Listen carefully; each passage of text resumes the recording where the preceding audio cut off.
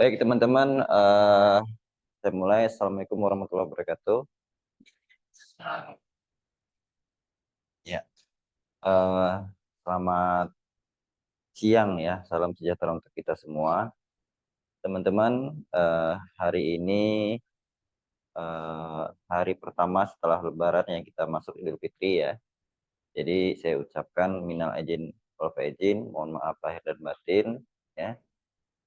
Jika terdapat kesalahan selama kita perkuliahan, saya mohon maaf yang sebesar-besarnya ya, atas keterlambatan ya dan segala macamnya, saya mohon maaf yang sebesar-besarnya.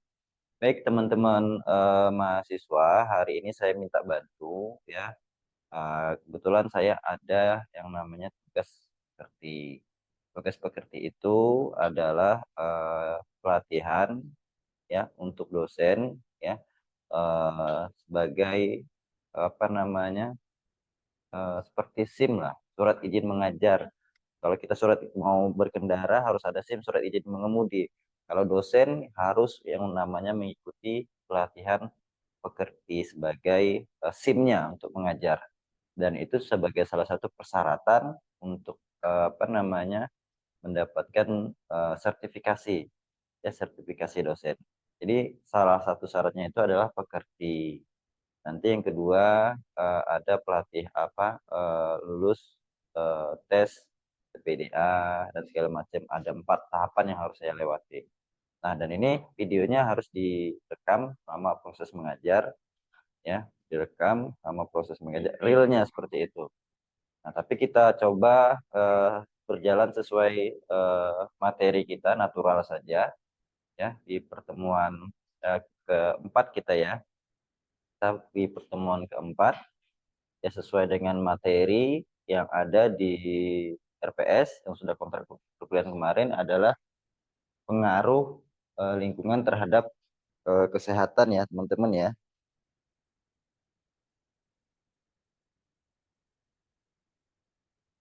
Udah mati dia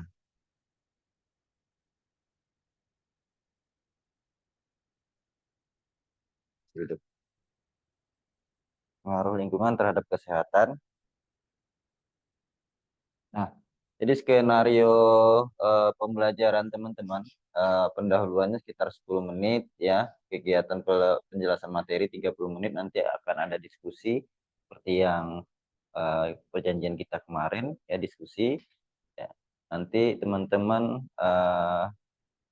maju ke depan menyampaikan presentasi hasil tugas ya, kemudian penutup ya. Nah, capaian pembelajaran teman-teman ini diharapkan setelah mengikuti perkuliahan, diskusi kelompok ya, mahasiswa teman-teman diharapkan mampu eh, memahami dan menjelaskan pengaruh ya, pengaruh lingkungan terhadap kesehatan manusia. Mohon maaf Tivo, karena tadi banyak apa namanya, kendalanya, tapi nggak apa-apa teman-teman ya.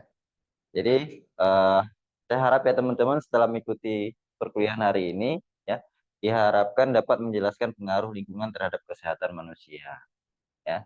Apa saja nanti permasalahan lingkungannya, pengaruhnya terhadap kesehatan, dampak terhadap kesehatannya, nah bagaimana ya. Oke, nah pendahuluan ya. Ini pendahuluannya eh, paradigma perubahan ya, perubahan paradigma sakit ke paradigma sehat ya. Jadi kemarin menurut sehat menurut WHO, teman-teman sudah waktu pertemuan pertemuan sudah paham ya, apa definisi sehat menurut WHO kemarin ya. Keadaan lengkap ya, dari sehat jasmani, rohani, dan sosial, serta tidak hanya bebas dari penyakit atau kecacatan, serta dapat bekerja secara produktif. Nah, jadi sehat itu bukan hanya bebas dari penyakit ya, tapi fisiknya, sosialnya, mentalnya juga harus sehat ya. Juga harus bekerja, bisa bekerja secara produktif. Kesehatan lingkungan merujuk pada karakteristik kondisi lingkungan dapat mengganggu kesehatan. Ini terutama aspek gaya hidup. Nah, gaya hidup apa saja? Ini di sini ada contohnya, minuman keras, ya, merokok. Nah, ini gaya hidup teman-teman. Jadi gaya hidup ini punya apa namanya pengaruh ya, dapat mengganggu kesehatan. Nah, setelah gaya hidup ada lagi yang namanya bahan toksik. Ya, bahan toksik ada mikroorganisme, ya, patogen, logam berat, B3. B3 teman-teman tahu apa itu B3? Bahan berbahaya dan beracun. Ini masuk dalam kategori bahan toksik. Nah, ini dapat mengganggu kesehatan ya. Nah, kemudian bahaya fisik. Nah, bahaya fisik ini teman-teman contohnya adalah kebisingan. Jadi berupa fisik ya. Debu ya, udara, pencahayaan, ya, itu salah satu lingkungan fisik bahaya fisik. Nah, keadaan lainnya di sini ada kondisi tropis, adat kebiasaan yang tidak sejalan dengan konsep kesehatan dan lain sebagainya. Nah, ini eh, adalah kesehatan lingkungan yang merujuk pada karakteristik kondisi lingkungan. Ya, ini dapat mengganggu kesehatan. Ada berapa? 4. Gaya hidup, bahan toksik, bahaya lingkungan, dan keadaan lainnya. Sampai di sini ada pertanyaan? Cukup? Saya lanjutkan dulu ya. Nanti kita diskusi. Oke, tingkat perhatian kesehatan lingkungan. Ya, ini ada BER Survival. Ini adalah pengendalian wabah utama dan pengendalian minimal sanitasi makanan dan minuman. Nah, ini ya, BER Survival namanya. Kemudian ada Control of Disease and Injury. Ini adalah pengendalian penyakit endemis ya, gizi dan luka. Nah, contohnya seperti COVID-19 ya. Nah, ini adalah contohnya adalah Control of Disease and Injury, pengendalian penyakit endemis. Uh, apa namanya? Kalau nyamuk malaria ya, itu kan bersifat endemis ya. DBD ya.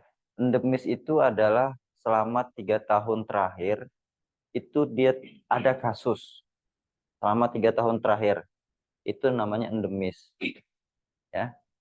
Nah, ada lagi namanya sporadis. Sporadis itu selama 3 tahun itu dia ada, kadang tidak. Tapi dia dalam 3 tahun tuh ada.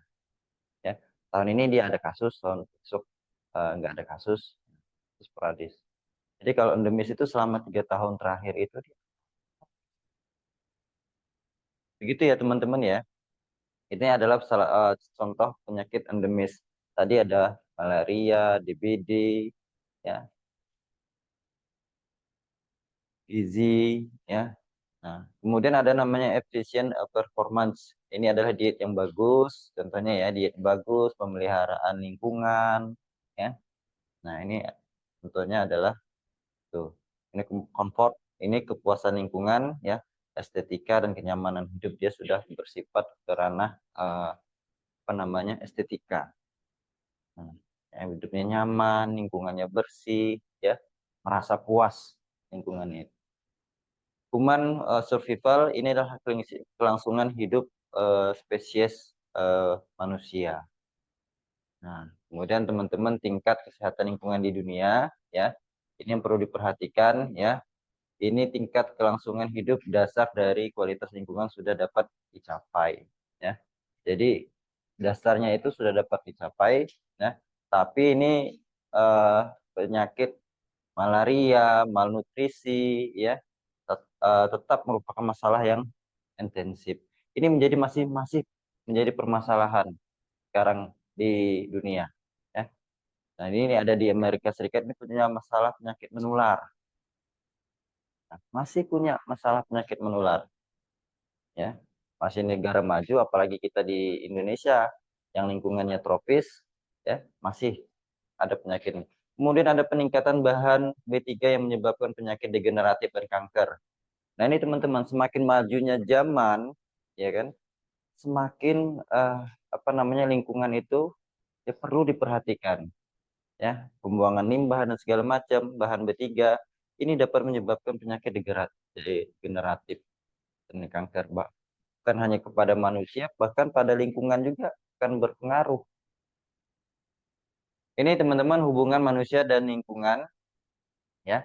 Status kesehatan ini merupakan refleksi ya diri hasil dari akhir interaksi ya kompleks antara sistem biologis internal dan sistem lingkungan eksternal secara keseluruhan. Sistem penyangga kehidupan ini menyediakan kebutuhan dasar aktivitas manusia. Nanti kita masuk bagaimana skemanya. Kemudian akibat aktivitas manusia, ada industri, pertanian, transportasi, ya, pemukiman ini menghasilkan limbah dan residu, ya. Jadi kemudian ada namanya limbah dan residu ini selanjutnya akan mempengaruhi sistem penyangga kehidupan dan juga kesehatan manusia. Jadi ada 4 ya hubungan manusia dan lingkungan.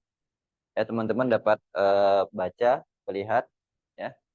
Status kesehatan ini merupakan refleksi dari akhir interaksi kompleks ya antara sistem biologis dan lingkungan eksternal. Jadi ada interaksi antara sistem biologis, kemudian ada sistem lingkungan eksternal.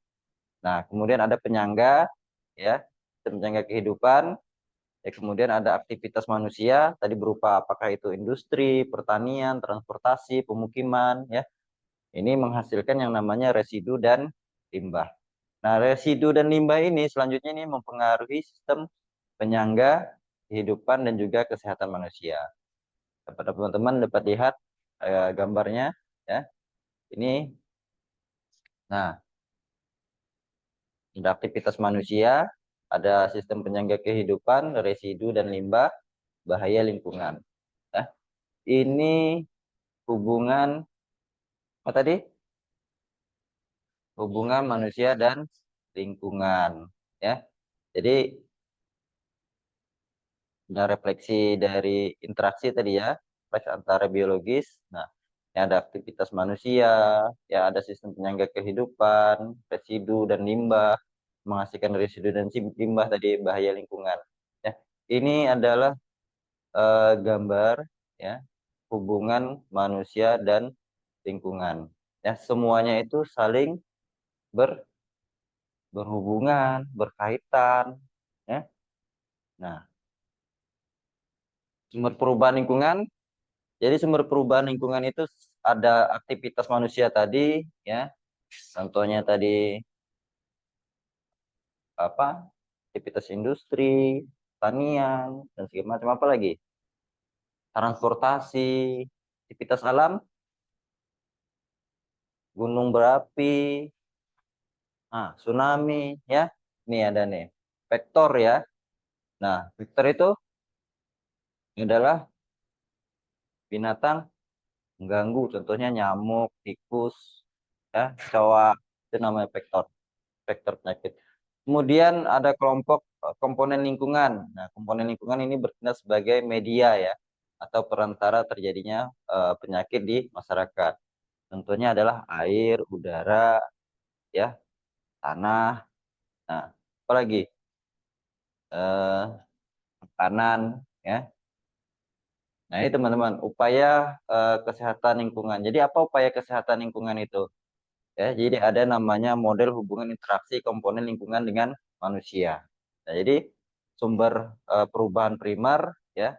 Perubahan primer itu adalah aktivitas manusia ya atau yang bersifat alamiah tadi. Aktivitas manusia tadi ya tadi ada pertanian dan segala macam ya, transportasi ya. Atau yang bersifat alamiah tadi ya. Nih, sifat alamiah tadi apa? Banjir dan segala macam ya. Nah, komponen lingkungan itu ada air, udara, tanah, makanan, dan vektor tadi. Nah, ini vektor contohnya tadi ada nyamuk, Aedes aegypti, Anopheles, ya. Masyarakat sebagai sasaran, ya ini ada umur, ya. Contohnya jenis kelamin, ya. Lokasi, ya. Lokasi ya mungkin posisi kita apakah berada di lingkungan yang padat, ya. Nah, apakah di daerah dataran rendah, dataran tinggi, ya. Nah, ini ada efek, ya. Efeknya adalah sakit atau sehat. Nah, jadi ini ada perubahan sumber perubahan primer, ya. Kemudian ada sumber perubahan sekunder. Jadi perubahan primer tadi adalah aktivitas manusia, atau yang bersifat alamiah. Kemudian ada yang perubahan sekunder. Perubahan sekunder tadi ada komponen lingkungan. Ya. Ini adalah rantai penularan penyakit yang bersumber dari air limbah tinja kepada manusia. Tentunya ini ada air limbah dan tinja, ya, masuk ke air, ya, kemudian dapat mempengaruhi makanan, ya, masuk ke air mempengaruhi makanan, dan kemudian dapat menyebabkan manusia sakit atau mati, ya. Nah, itu dampaknya. Kemudian air limbah dan tinja, ya, ini eh, terkontaminasi ke tangan, ya, tangan kita nggak cuci tangan dan segala macam, ya. Nah, makanan kita makan, ya, nggak cuci tangan tadi bisa juga menyebabkan kesakitan kepada manusia.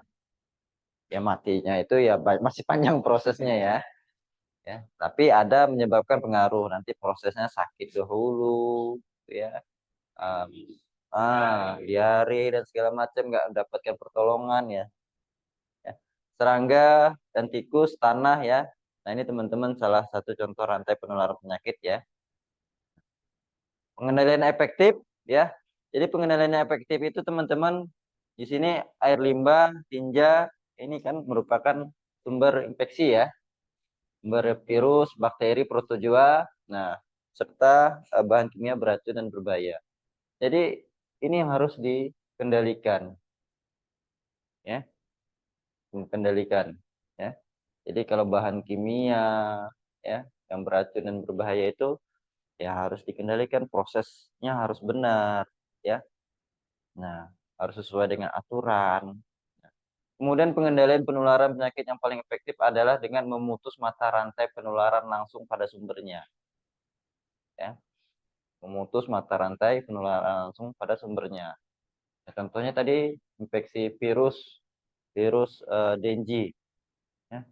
Bagaimana cara memutusnya? Ya tadi habitatnya tadi kan ada suka yang namanya demam berdarah, itu nyamuk demam berdarah atau Aedes aegypti itu suka di air air tergenang, air bersih. Nah, jadi caranya yaitu tutup penampungan, ya kan? Kasih namanya abate. Nah, itu salah satunya memutus mata rantainya, ya. Bahan kimia tadi gitu, ya, memutus mata rantai. Jangan sampai terjadi apa namanya pada sumbernya, ya. Pengendalian pada sumbernya tadi, jangan sampai apa namanya limbahnya bocor, pembuangan limbah isinya sembarangan, limbah tidak dikelola dan segala macam, ya. Itu harus memutus mata rantai itu, jangan sampai itu, ya. Dari mulai proses sampai outputnya juga harus dilakukan dengan benar. Nah, ini adalah faktor, ya, yang mempengaruhi derajat kesehatan menurut Bloom, ya. Jadi kesehatan masyarakat itu dipengaruhi 4 faktor. Pertama ada lingkungan, ya, kemudian perilaku, pelayanan kesehatan dan genetik, ya. Kemudian ini ada model interaksi epidemiologi, ada 3, host, agent, dan enviro, ya. Jadi kayak namanya keseimbangan ekologis itu harus seimbang nih antara host, agent, dan enviro. Lingkungan, ya, agent, lingkungan, dan hostnya. Yang menjadi host manusia. Oke. Agentnya? Oke. Nah, ini ekosistem, ya, tatanan segenap komponen lingkungan yang merupakan satuan, ya, yang menyeluruh saling berinteraksi membentuk keseimbangan yang stabil dan dinamis. Kemudian keseimbangan ekosistem ini yang stabil namun dinamis ini dapat rusak, ya, apabila, ya, terjadi pencemaran lingkungan yang berlebihan, ya. Ini baik oleh aktivitas manusia maupun peristiwa alam, ya, yang melewati daya penting ekosistem tersebut. Nah, ini mata rantai kesehatan lingkungan mulai dari sumber emisi, ya, itu masuk ke lingkungan, ya.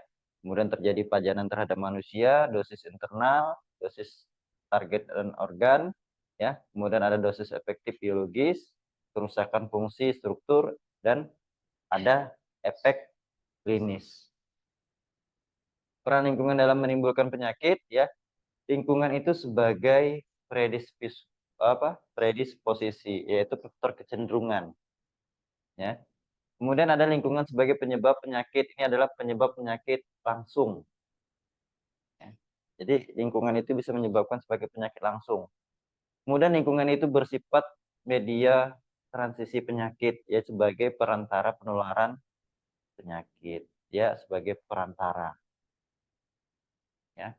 Jadi apa namanya, tinja manusia, ya, masuk di air tadi, ya, perantara dia, ya.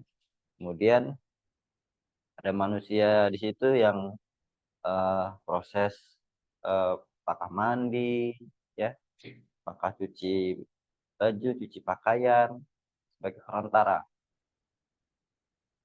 Lingkungan sebagai faktor yang mempengaruhi perjalanan suatu penyakit, ini contohnya adalah faktor penunjang. Jadi peran lingkungan dalam menimbulkan penyakit itu ada 4, ya, sebagai faktor kecenderungan, sebagai penyebab penyakit langsung, ya, sebagai perantara penularan penyakit, dan sebagai faktor penunjang. Nah, ini pengertian sehat, kesehatan lingkungan, ya. Itu adalah kesehatan lingkungan ini mempelajari hubungan timbal balik antara manusia, lingkungan yang mempengaruhi derajat kesehatan. WHO, ya, kesehatan lingkungan ini adalah ilmu, ya, dan keterampilan yang memusatkan perhatian pada manusia, ya, pengendalian faktor fisik, ya, lingkungan manusia yang diperkirakan merugikan perkembangan fisik, ya, kesehatan maupun kehidupan langsung manusia.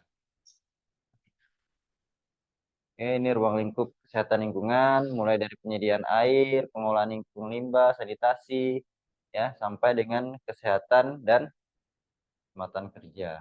Ini teman-teman, ya. Nah, kesehatan lingkungan di Indonesia sebagai negara tropis kepulauan, ya, ini memiliki keuntungan dan kerugian. Keuntungannya apa? Temperaturnya panas, masyarakatnya religius, ya. Kemudian kerugiannya apa?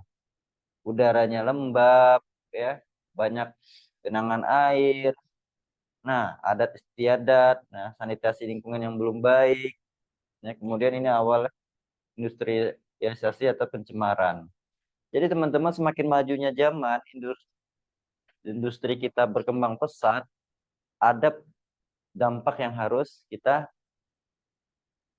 perhatikan. Oke, teman-teman, sampai di sini. Silakan nanti setelah ini maju diskusi sebentar. Saya mohon waktunya diskusi, presentasikan tugasnya terkait dengan materi kita hari ini.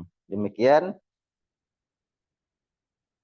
eh, silakan kelompok yang maju. Teman-teman, selamat pagi, selamat siang untuk kita semua. Eh,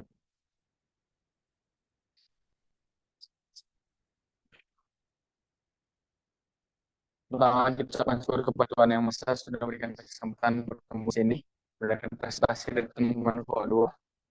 Saya Ranta Pangabuan sebagai presentator. Ada juga dari Kelompok 2 dari Badri juga ada dalam lintas Saudari sebagai presentator. Kami dari Kelompok 2 judul ingin mempresentasikan hasil diskusi kami harap para guest mau mendengarkan dengan judul pengaruh kesehatan terhadap lingkungan manusia akan disampaikan oleh Kelompok 2. Orang dengan kelompok Berdua. dua. Silakan presenter.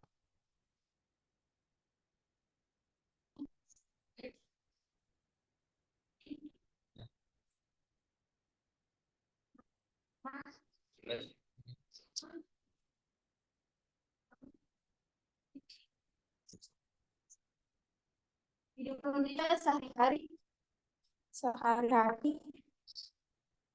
yang tidak dapat terlepas dari lingkungan. Waktu kita membutuhkan peran lingkungan dari makan, minum, bekerja, bahkan beristirahat pun memerlukan lingkungan kita. Oleh karena itu, lingkungan dapat dikatakan merupakan salah satu unsur utama dalam kehidupan manusia. Yang pertama, lingkungan sehat. Lingkungan sehat adalah lingkungan yang mendukung terciptanya individu hingga masyarakat yang sehat. Lingkungan sehat juga dapat didefinisikan sebagai lingkungan yang terhindar dari hal-hal yang menyebabkan ganggu kesehatan, seperti berbagai bentuk limbah, cair, padat, dan gas. Terhindar dari binatang-binatang pembawa bibit penyakit, zat kimia yang berbahaya. Yang kedua ada syarat lingkungan yang sehat. Kedua, yang pertama udara bersih, tidak berbau, segar, dan terasa sejuk. Yang kedua ada sampah keadaannya bersih. Dengan adanya tempat sampah jadi tidak berserakan sehingga tidak menimbulkan yang terasa. Berikutnya ada tentang air, tersedianya air bersih yang digunakan untuk keperluan sehari-hari. Ada beberapa syarat kualitas air bersih, biasanya adalah sebagai berikut. Yang pertama, syarat fisik, tidak berbau, tidak basah, dan tidak berwarna. Yang kedua, syarat kimia, kadar bersih, maksimum yang diperbolehkan 0,3 EB kesadaran 500 B. Berikutnya ada syarat mikrobiologis, koliform biji atau koliform maksimal 0 sampai 100 mili. Berikutnya terdapat berbagai tumbuhan hijau yang terpelihara dan tertatapi. Dengan adanya Tuhan, udara akan jadi bersih dan keadaan lingkungan telah terlihat lebih indah. Berikutnya ada kemungkinan atau tertinggal yang sehat. Berikutnya akan diberikan oleh Tina. Ya.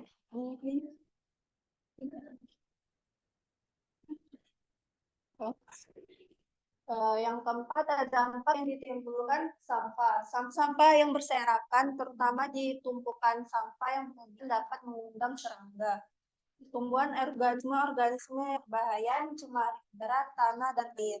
Sehingga dampak negatif yang ditimbulkan banyak dampak yang ditimbulkan sampah antara lain diare, kolera, dan tifus. Menyebar dengan cepat karena virus yang berasal dari sampah pada pencemaran air tanah yang biasa diminum masyarakat. Penyakit DBD, demam berdarah dapat juga meningkat dengan cepat di daerah dengan pengelolaan sampahnya yang tidak memadai. Yang kelima, pengelolaan bahaya bagi kesehatan manusia di lingkungan. Oleh karena itu, sampah bisa diolah atau didaur ulang dengan baik agar tidak mencemari lingkungan dan mengganggu kesehatan manusia. Prinsip yang dapat diterapkan dalam pengelolaan sampah prinsip ini sering dikenal dengan 4R, itu reduce, mengurangi. Sebisa mungkin kita meminimalisasi barang atau material yang kita gunakan. Yang kedua, reuse, menggunakan kembali. Bisa mungkin pilihlah barang-barang yang masih bisa dipakai kembali. Yang ketiga, recycle, daur ulang. Sebisa mungkin barang-barang yang tidak guna didaur ulang kembali. Tidak sembarang bisa didaur ulang, tetapi saat ini sudah banyak industri informal dan rumah tangga yang memanfaatkan sampah menjadi barang baru. Yang keempat, replace, mengganti. Teliti barang yang kita pakai sehari-hari. Gantilah barang-barang yang hanya bisa dipakai sekali dengan barang-barang yang lebih tahan lama dan hanya barang-barang yang lebih ramah lingkungan. Yang keenam, cara memelihara lingkungan agar memberikan kesadaran tentang arti penting anak agar kesadaran tersebut bisa ditumbuhkan sejak usia dini.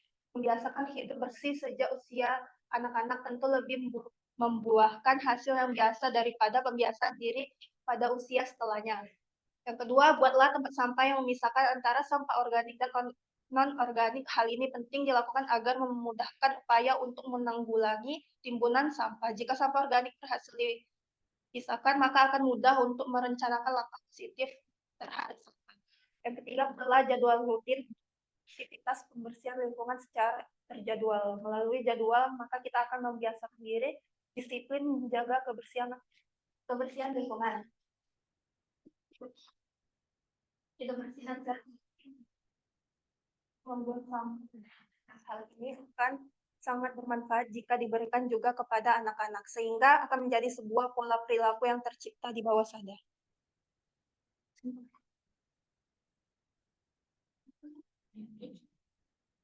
Kesimpulannya, di antaranya perilaku atau kebiasaan masyarakat, pelayanan kesehatan, keturunan, dan lingkungan. Di antara beberapa faktor tersebut, lingkungan adalah faktor yang paling membawa pengaruh besar terhadap status kesehatan seseorang atau sekelompok orang tersebut. Oleh karena itu, setiap orang harus memperhatikan lingkungan di sekitarnya. Apakah lingkungannya bersih, terhindar dari sampah, dan dapat mendukung untuk hidup sehat atau sebaliknya dengan menerapkan kebiasaan berperilaku hidup bersih dan sehat. Seorang dapat meminimalisir terserang oleh penyakit. Masyarakat untuk berpartisipasi aktif memelihara lingkungan juga dapat membangun suatu masyarakat yang memiliki kesadaran perilaku hidup bersih dan sehat.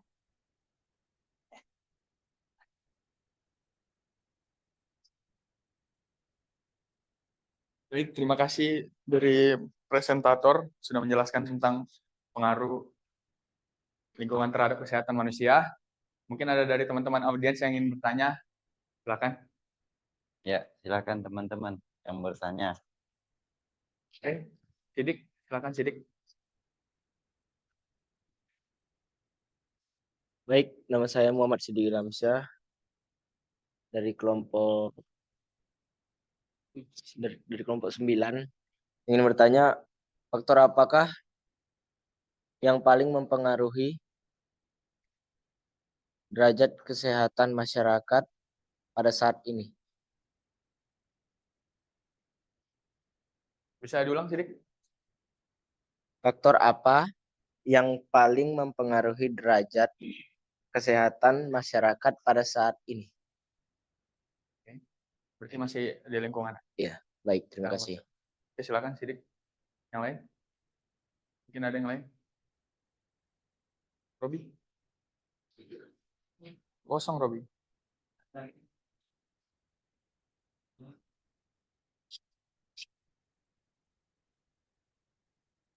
Baik, perkenalkan nama saya Robi Ramadan. Saya ingin bertanya sedikit tentang kesehatan lingkungannya. Bagaimana jika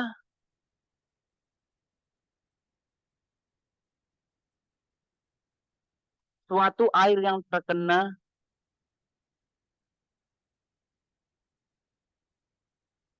pencemaran lingkungan?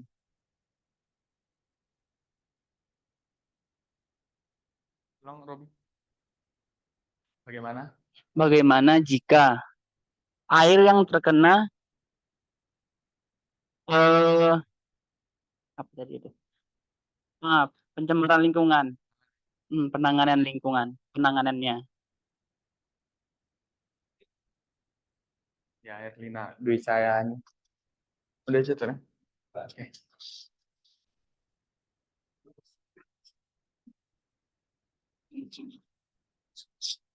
Nama saya Herlina dari kelompok 10 ingin bertanya. Bagaimana polusi tanah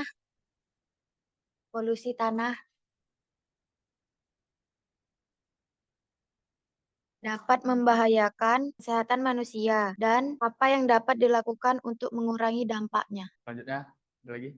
Salsabila Arles. Silahkan. Kenalkan nama saya Salsabila Arles dari kelompok 8. Masih banyaknya sampah yang terlihat dan tidak dikelola dengan baik dan dia merusak lingkungan.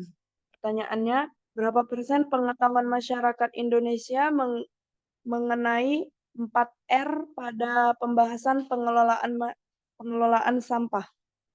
Udah lagi pertanyaan?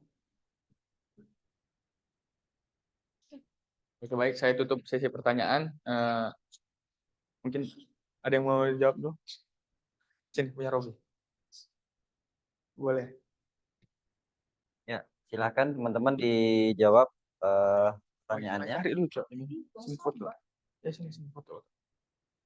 Punya Robi. Punya Robi. Oh, ikutan, Cok. Ya, oke. Saya akan menjawab pertanyaan dari Robi. Robi, bisa lebih pertanyaan tadi, bagaimana jika suatu air yang terkena pencemaran lingkungan, penanganannya? Enggak, spesifik Robi. Misalnya ini apa ini airnya? Misalkan sumber galian atau sungai atau mungkin dari hujan apa? Sungai.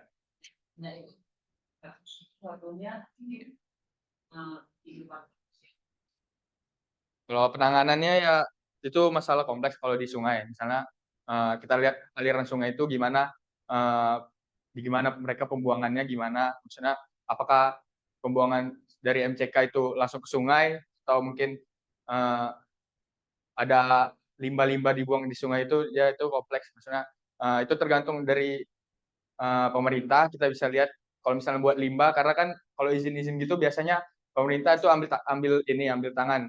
Kalau misalnya di sungai, misalnya untuk aliran MCK, mungkin kesadaran masyarakat. Maksudnya penanganan itu berarti kita mulai dari atas dulu, dari pemerintah, kita audit dulu di gimana aliran sungai itu, apakah bagus pembuangannya.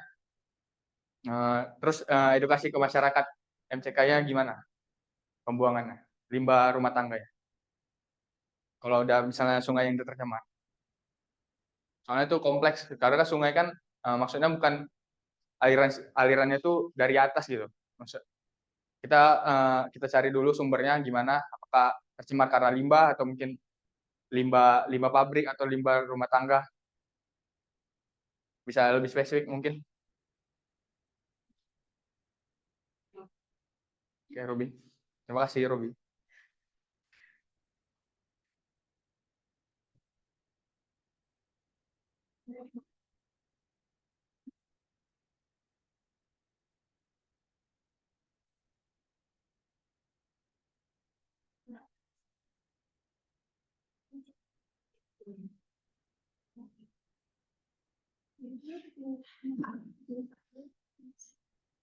Ya, silakan. Ada lagi yang lain tadi pertanyaannya? Monggo dijawab. Kasih Mas ininya Mas. Oh, ini. Mik. Biar suaranya terdengar. Siapa namanya tadi? Baik, saya akan jawab pertanyaan dari Sidik. Sidik. Mana Sidik? Yang paling Sidik. mempengaruhi derajat kesehatan masyarakat seperti ini. Itu faktor lingkungan yang mempengaruhi derajat kesehatan masyarakat saat ini termasuk polusi udara, perubahan iklim, dan bencana alam, kualitas air yang buruk, masalah infrastruktur, dan pencemaran bahan kimia tertentu seperti logam berat dan racun yang masuk ke pasokan air, dan pestisida berbahaya yang masuk ke rantai pasokan makanan. Itu merupakan faktor yang mempengaruhi derajat kesehatan. Masih deh. Ini.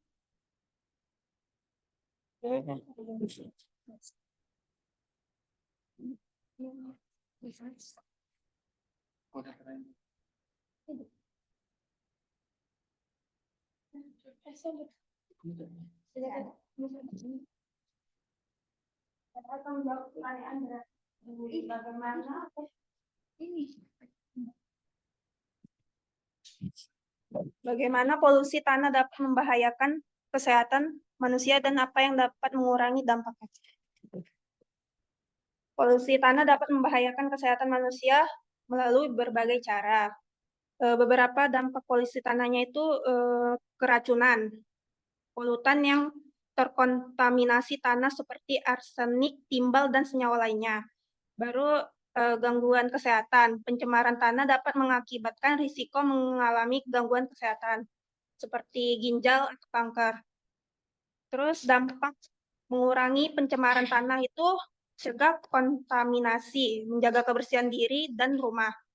Yang kedua, mengurangi penggunaan senyawa kimia, menggunakan pestisida alami atau mengurangi penggunaannya, menggunakan sistem pertanian organik. Yang ketiga, meningkatkan kesadaran masyarakat, kampanye, penyuluhan, dan sosialisasi tentang bahaya pencemaran tanah dan dampaknya dapat membantu meningkatkan kesadaran masyarakat. Udah, cukup nggak disanggah lagi? Pencemaran tanah tadi udah contohnya apa? Pencemaran tanah tadi. Coba. Pencemaran tanah contohnya apa? Iya. Coba sebutin salah satu contoh pencemaran tanah. Contohnya kayak buangan minyak Ya, kalau gitu Pak, kan Oke. terkena tanah itu dapat Solid buat ya. mempengaruhi tanah jadi rusak. Jadi itu teman-teman ya. Minyak tadi tumpah di tanah. Nah, ini dapat mengganggu apa namanya ekosistem yang ada di tanah. Ya, salah satu contohnya minyak tadi. Dia ada pencemaran tanah. Apalagi teman-teman yang ya kira-kira pencemaran tanah. Septic tank. Nah, ini tinja ya, tinja manusia yang di apa? Tidak ada septic tank. Nah, ini dapat mencemari tanah juga. Ya. Dari kotoran manusia tadi itu dapat mencemari tanah. Ya. Nah, pestisida, ya, proses pertanian, penyemprotan, ya, ya itu tadi. Banyak ya contoh pencemaran tanah tadi. Oke, sudah terjawab. Nah, jadi cara pengendaliannya ya itu tadi. Gimana tadi? Pengendaliannya.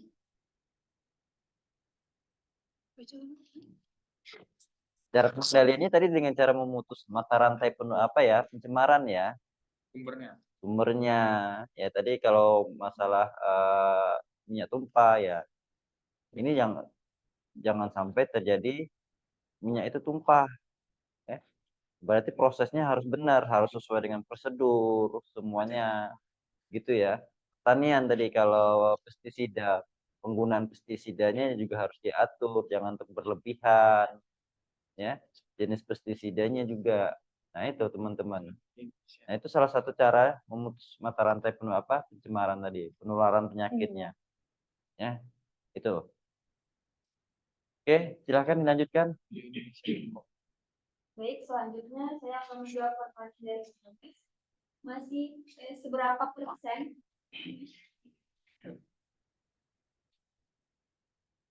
dilansir dari media Indonesia, sebanyak 72% masyarakat belum peduli sampah.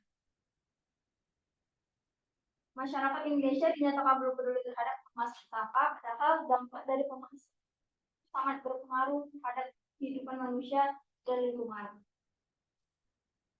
Mengapa? Contohnya sebagian besar sampah dikelola hanya 0,9% dari total sampah dikelola. Hal ini mungkin disebabkan oleh kesadaran rendah masyarakat terhadap pengelolaan sampah dan kekurangan pengetahuan mengenai cara mengelola sampah yang baik.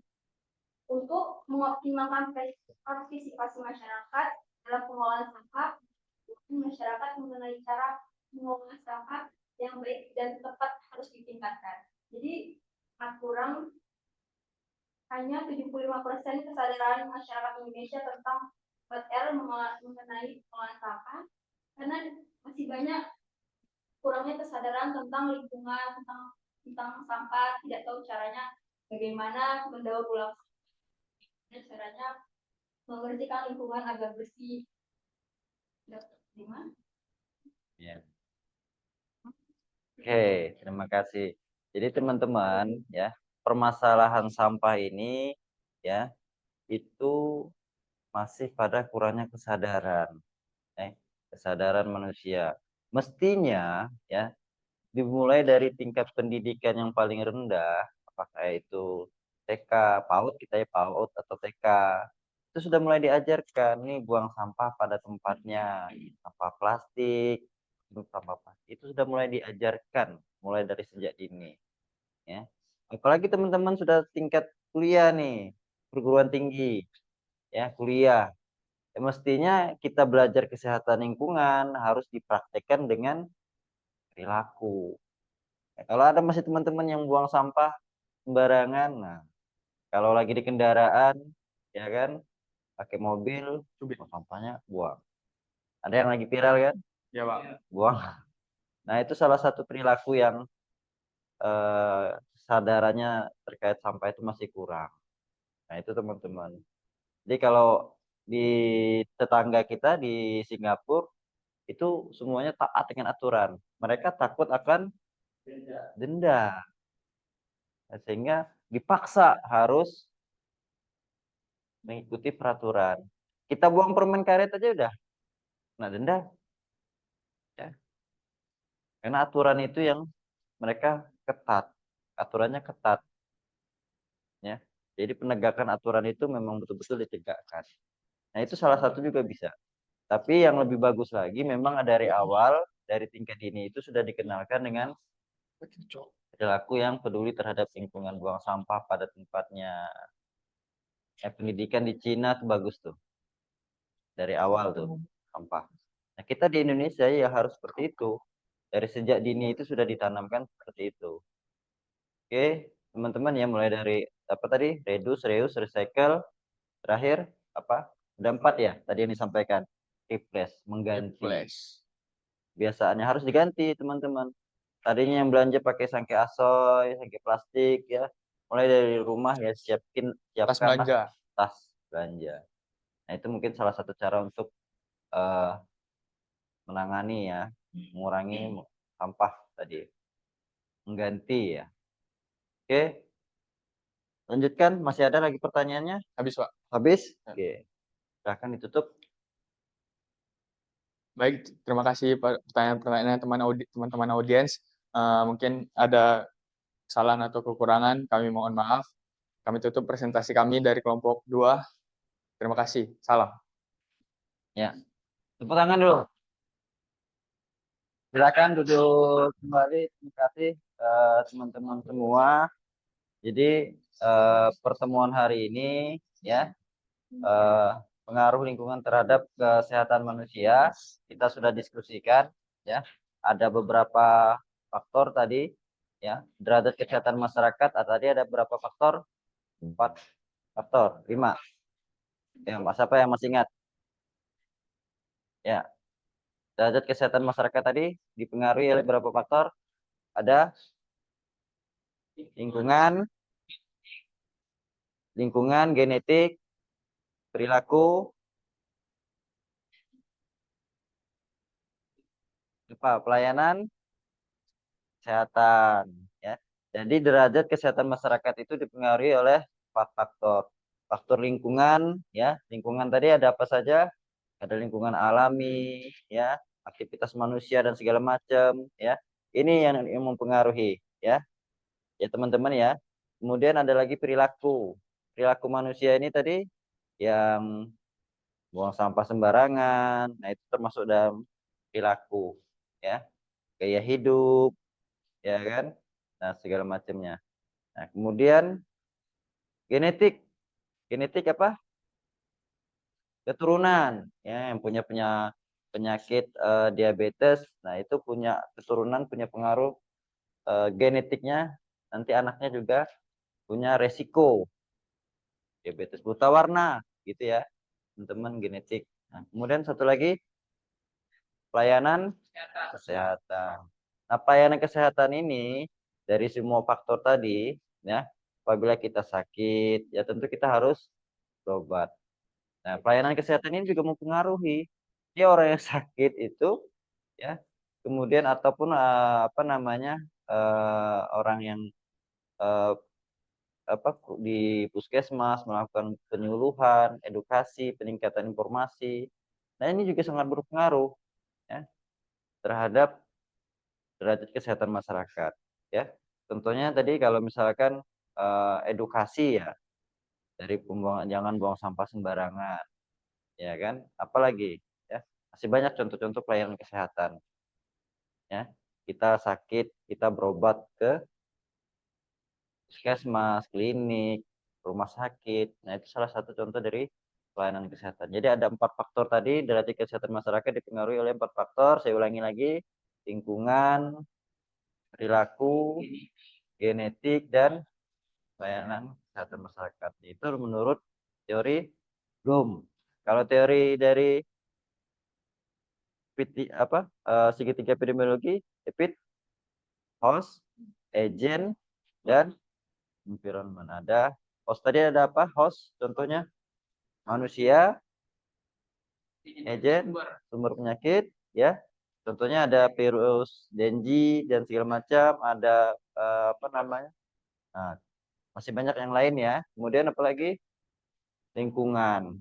Nah, oke, jadi ada 3 paham teman-teman sampai di sini.